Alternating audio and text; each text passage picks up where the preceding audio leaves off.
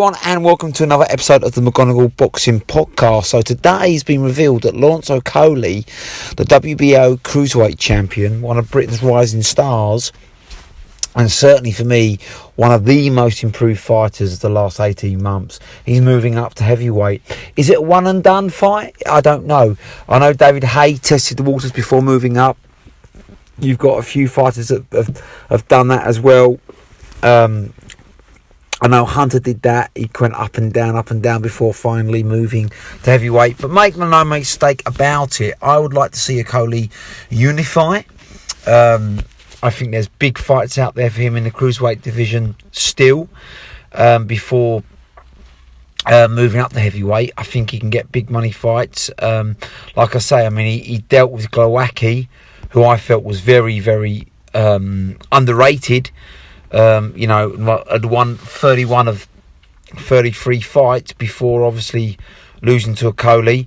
I think Bradis is a big fight for him, and ultimately that'll be the unification fight. I think obviously Marco Hook will be a good fight, even though obviously he's well past his sell-by date now.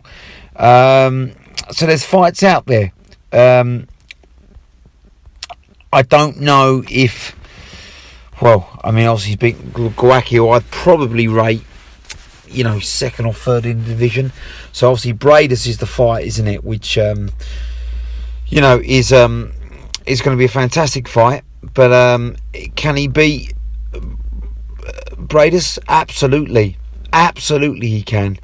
And I think that's a fight clearly that both he, Hearn, and the Southland brothers want to make, and it would be a big money fight. And I think they push it right, it might even be pay-per-view. So I wouldn't rush. He's only 29, Okolie, as well. He's got time on his side. And you think about the heavyweights, they generally, like Fury now, seem to come into their peak about 31, 32, 33. So he's still got a couple of years before rushing that. But I think it's fair enough. It's a keep busy fight. If he's not going to clearly get the Bradis fight next, which he's probably pushing for, then it's a nice fight. And he's obviously been sparring, as we know, with Joshua. I know he's been out in Dubai. And apparently, by all rumours, he's been getting the better of Joshua, whose confidence, let's be honest, at the moment is shot quite heavily. And, he's clearly, by all counts, taken a bit of a battering from Okolie, which has prompted him given him that confidence to step up. So, watch this space, basically. For me, Okolie's a tremendous fighter. I mean, he's got a jab. He stings with you with a jab. He's huge for cruiserweight, 6'5". He's got the natural frame of a heavyweight. So moving up, I don't think he's going to be a problem for him. I think he's got the natural size of a heavyweight, and he'll fill out now. Although he's quite lean and skinny, I think he will. His top half certainly will fill out. I just think he's got to be careful a little bit sometimes when he does exchange. He does leave his chin up in the air, which was the heavyweights. That can be all she wrote. But he has improved. He's tightened his guard. He sets his shots up far better now, rather than just winging them. And he can punch from either hand. He's got long levers. He seems to control the centre of the ring.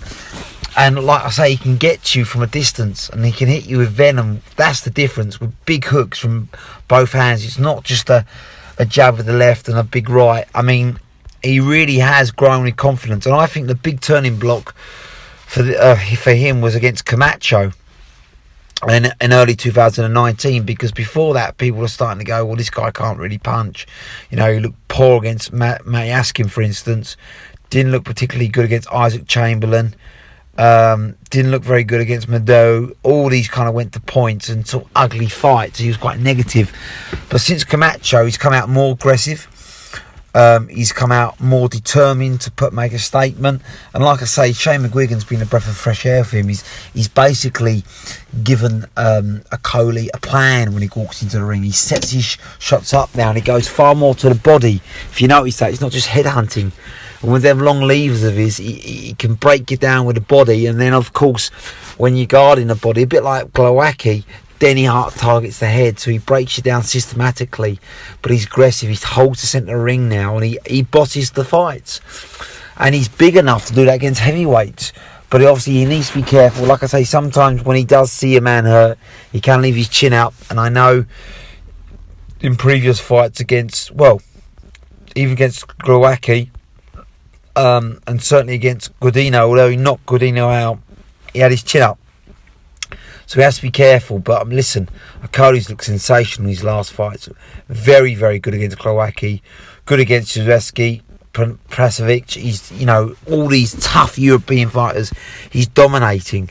And he dominated Camacho, who was up for it in game, to win the Commonwealth. And then he's just won the European, and just elevated, and up to world champion, rightly so. And the fact that he only had 17 fights is phenomenal. And he's getting better, he's getting more powerful, he's getting more variety in his punches, and the timing might be just right to make a statement.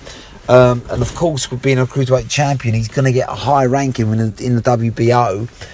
But I think, if he is going to go to the heavyweight route, he doesn't want to rush. He wants to, because I don't think he's quite a usyk, so he wants to take his time, 3 or 4. I'd like to see him 3 or 4 fights, and slowly, start with a top 20, then a top 15, then slightly outside the top 10, and then a top 10 opponent before really pushing on for a world title. Because I'd like to see him fill out, grow into the heavyweight stance. He's got the size, he just needs the body mass now, but not too much, as Usyk's proven. You don't need to be huge, but he is very wiry at the moment, so I'd like to see him put on a little bit of weight, but we're probably talking a stone maximum like Usyk's done.